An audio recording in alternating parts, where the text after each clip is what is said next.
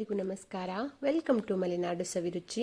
ಇವತ್ತು ತುಂಬಾ ರುಚಿಯಾಗಿರುವಂತಹ ice cream ಥರ ಇರುವಂತಹ ಗಟ್ಟಿ ಮೊಸರನ್ನು ಯಾವ ರೀತಿಯಾಗಿ ಮಾಡ್ಕೊಳ್ಳೋದು ಅಂತ ನೋಡೋಣ. ಈ ಮೆಥಡಲ್ಲಿ ನಾವು ಮೊಸರು ಮಾಡಿಕೊಂಡ್ರೆ ತುಂಬಾ ಗಟ್ಟಿಯಾಗಿರುವಂತಹ ಐಸ್ ಕ್ರೀಮ್ ಥರ ಇರುವಂತಹ ತುಂಬ ಸಾಫ್ಟ್ ಆಗಿರುವಂತಹ ಮೊಸರು ರೆಡಿಯಾಗುತ್ತೆ. ಹಾಗೇ ತಿನ್ಬೋದು, ಅಷ್ಟೊಂದು ರುಚಿಯಾಗಿರುತ್ತೆ. ಹಾಗೆ ನಾವು ಎಲ್ಲ ಅಡುಗೆಗಳಿಗೂ ಬಳಸ್ಕೊತೀವಲ್ಲ, ಗಟ್ಟಿ ಮೊಸರು ಬೇಕಾಗುತ್ತೆ ಅಂತ, ಆ ಥರ ಮಾಡ್ಕೊಳ್ಳೋದಕ್ಕೂ ತುಂಬಾ ಸಖತ್ತಾಗಿರುತ್ತೆ.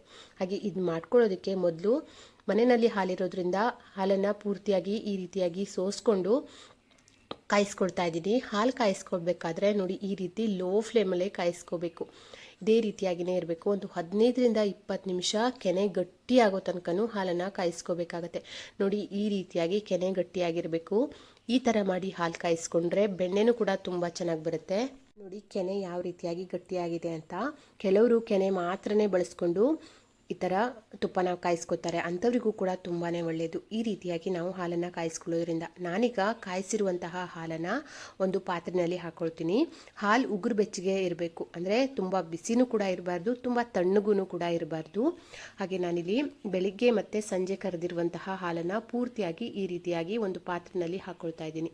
ಕೆನೆ ಸಮೇತನೇ ಹಾಕ್ಕೊಳ್ತಾ ಇದ್ದೀನಿ. ಕೆನೆನ ನಾನು ಸಪ್ರೇಟಾಗಿ ತೆಗೆದಿಟ್ಕೊಳ್ಳಲ್ಲ. ಈಗ ಒಂದು ಪಾತ್ರೆಯಲ್ಲಿ ಹಾಕಿ ಈಗ ಅದಕ್ಕೆ ಮಜ್ಜಿಗೆ ಅಥವಾ ಮೊಸರನ್ನು ಹಾಕ್ಕೊಳ್ಬೋದು.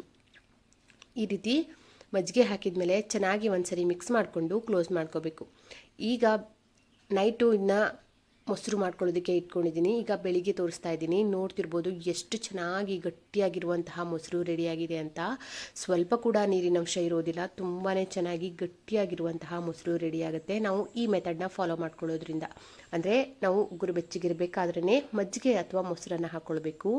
ಒಂದು ವೇಳೆ ಮಜ್ಜಿಗೆ ಮೊಸರು ಎರಡೂ ಇಲ್ಲ ಅನ್ನೋದಾದರೆ ಒಂದು ಫ್ರೆಶ್ ಆಗಿರುವಂತಹ ಒಂದೆರಡು ಹಸಿಮೆಣಸನ್ನು ಹಾಕಿ ಕ್ಲೋಸ್ ಮಾಡಿ ಇಟ್ಕೊಂಡ್ರೂ ಕೂಡ ತುಂಬ ಚೆನ್ನಾಗಿ ಮೊಸರಾಗುತ್ತೆ.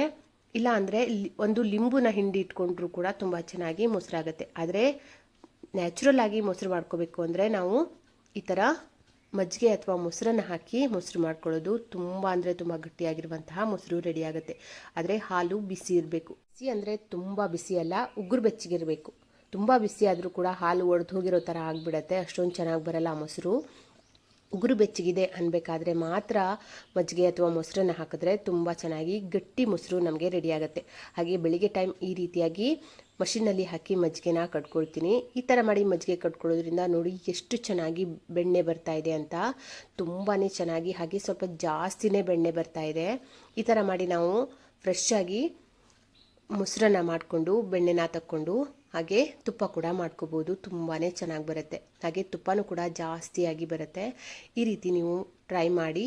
ನಾವು ಅನೇಕ ರೀತಿಯಾಗಿರುವಂತಹ ಅಡುಗೆಗೆ ಗಟ್ಟಿ ಮೊಸರನ್ನು ಬಳಸ್ಕೊತೀವಲ್ಲ, ಅಂಥದಕ್ಕೆಲ್ಲ ಈ ಥರ ಮೊಸರು ಮಾಡಿಕೊಂಡ್ರೆ ತುಂಬಾ ಚೆನ್ನಾಗಿರುತ್ತೆ. ಈ ರೀತಿಯಾಗಿ ಮೊಸರು ಮಾಡ್ಕೊಳ್ಳೋದಕ್ಕೆ ಒಮ್ಮೆ ಟ್ರೈ ಮಾಡಿ.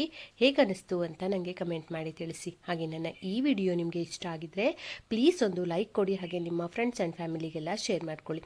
ಯಾರೆಲ್ಲ ಮೊದಲನೇ ಸರಿ ನನ್ನ ವಿಡಿಯೋನ ನೋಡ್ತಾ ಇದ್ರಾ ಪ್ಲೀಸ್ ಸಬ್ಸ್ಕ್ರೈಬ್ ಮಾಡ್ಕೊಳ್ಳಿ.